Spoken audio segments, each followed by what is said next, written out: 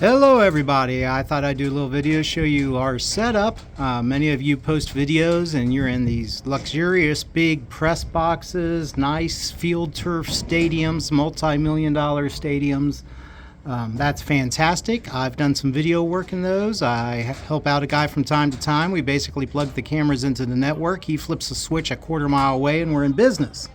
Well, in rural America and many other smaller schools, that's simply just not the way it is. So I thought I'd give you a preview of the other side. Here's our field. Yes, that is real grass. This is Memorial Stadium in West Melton, Ohio, home of the Melton Union Bulldogs. I'm Thomas Beck. I'm the station manager of the community access station WMPA-TV. So here's a rundown of what we use. I prefer real cameras for our primary camera. Here I have a Panasonic UXAG 180. I've had this for several years now. It's a wonderful camera. If you're looking for a camera, you could probably find these on the used market. If you can find a good one, nab one. They're probably one of the best cameras that I've ever used. So, main camera will be operated by a volunteer, SDI out. Started doing football games in 1985, 86 really. And this press box has not changed at all since then. In fact, here's a little old school thing. Yes, a VHS tape holder. Back when we had to change videotapes during the course of a game. So anybody that's been around for a while probably got a chuckle out of that. Again, when they make press boxes, they don't take media considerations into play. To get up and down, I have a ladder. So let me drop on down here. So pardon the picture.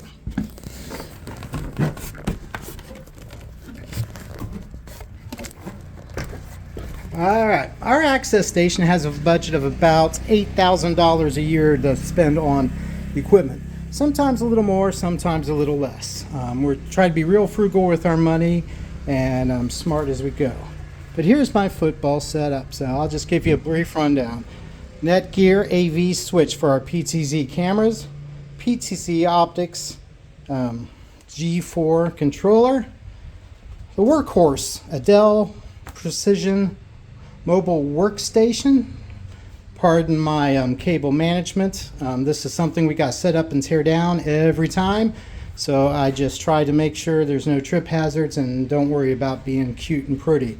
Have a stream deck, myself or a gentleman over here. We can do down and distance, scores, flags, penalties, quarters, etc. On the stream deck with a touch of a button. As you notice here, we're using vMix. I'm using 4 cameras total, plus a instant replay and a multi-view picture-in-picture where we can have the announcers and a shot of the field as well. Got a second laptop here. This is just a run-of-the-mill off-the-shelf Dell. This runs my Singular graphics. I use vMix graphics for the scoreboard, but we have like first down sponsors, red zone sponsors, do some stuff like that. And just general lower thirds, we operate out of Singular Live. Got that free, works great, gets the job done. Simple little monitor, little confidence monitor. Also, my announcers, they can look over at the instant replays, and my scoreboard operator graphics guy can look to see if he's actually getting on the air. One of my 3 PTZ optics, these are Move SCs, these got 20 times zooms. I got my Yamaha MG12XU soundboard. This was a new item this year. I'm replacing a Mackie or complementing a black Mackie that I have. I got 3 just simple Audio-Technica BPS HS1s, which I'm sure many of you have as well.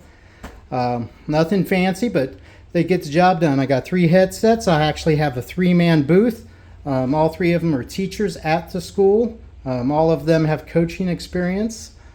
So it's a fun time. They've been around for quite some while. Again, simple old school press box. Nothing really to speak about. I'll show you my remote cameras a little bit. So let me walk on down again. Ooh, yes.